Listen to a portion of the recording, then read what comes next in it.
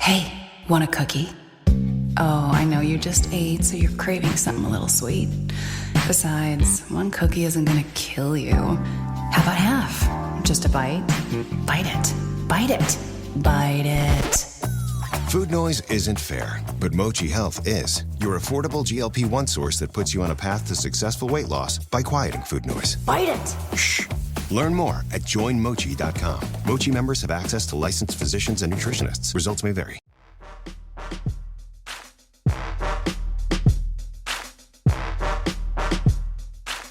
Welcome to the Instagram stories for Monday, March 7th. I'm your host, Daniel Hill. On Mondays, we do Q&A. We talk about what the head of Instagram, Adam Mosseri, shared on his Ask Me Anything.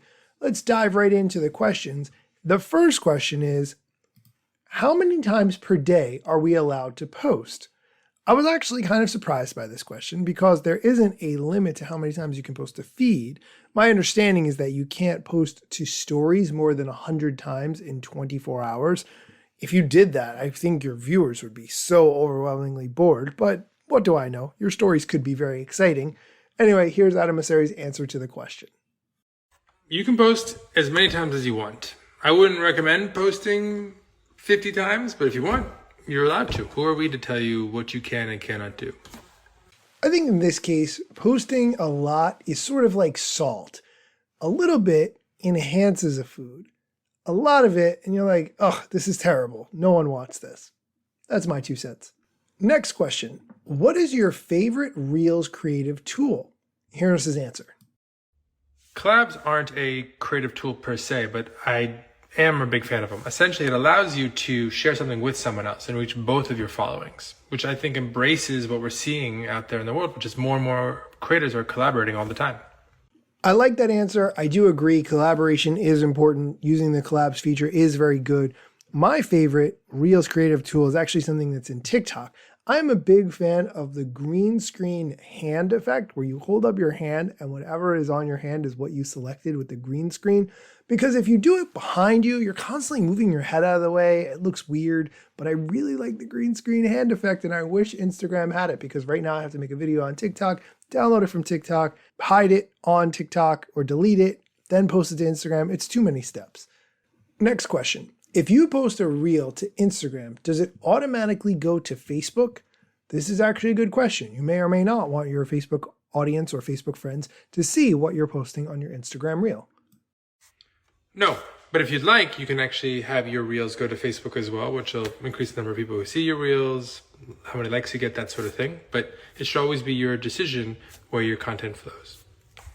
So there you go. It is not automatic, but it's up to you if you want your reels to be posted on Facebook or not.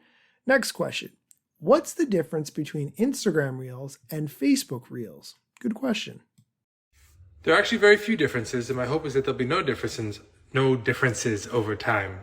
Ideally, it's just simple to have one idea, and then you can use Reels either on Instagram or Facebook or both, whatever you prefer. Honestly, getting Facebook Reels off the ground sort of comes across like a last-ditch effort to save Facebook. Obviously, Facebook Marketplace is huge. Facebook groups are huge. That's just kind of how it feels to me in 2022. Next question. What technology are you most excited about in the next 5 to 10 years? Here's the answer.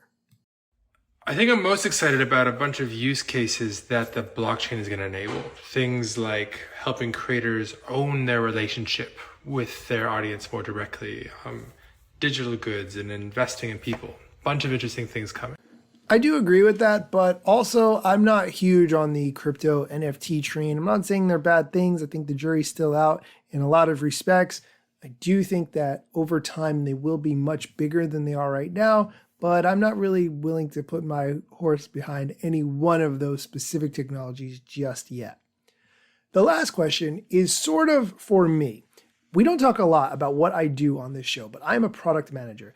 Product managers typically oversee the development of apps, websites, by working with the developers, making sure that they clearly understand the goals and objectives and how those translate into actions that have to be taken, whether it's adding features, removing features, or doing other things. The question to Adam Mosseri is, what do you value most in terms of product manager skills and why? It's a great question. Here's the answer.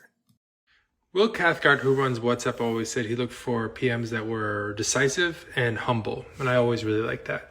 Broadly speaking, for hiring, I'm always looking for people who are hungry, who learn fast, and who are self-aware, because they can do anything.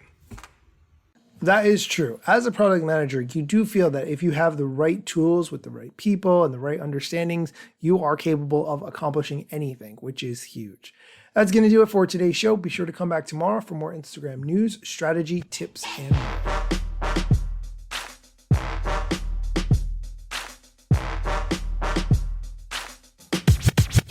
I'm not yet a member of the Instagram team, but my podcast covers many Instagram themes. But the name, image, logos are trademarks at Instagram, and the LCC in the USA and every territory. Everything I publish independently. Until they let me run my team and start to pay my salary. Not sponsored or endorsed, no lies, no fallacy. I use their logo with permission, not malicious or callously. No trademark violation, filling all criteria. Follow me on Instagram or Twitter at Daniel Hill Media. Hey, I have a quick request. If you have never left a review for this show, would you mind? Please find the Instagram stories on either Apple Music or on the Amazon Skills store if you're listening on your smart speaker, and leave a review. I would really appreciate it. It would help other people to find the show, and it doesn't cost you anything. It just takes a minute. Thanks.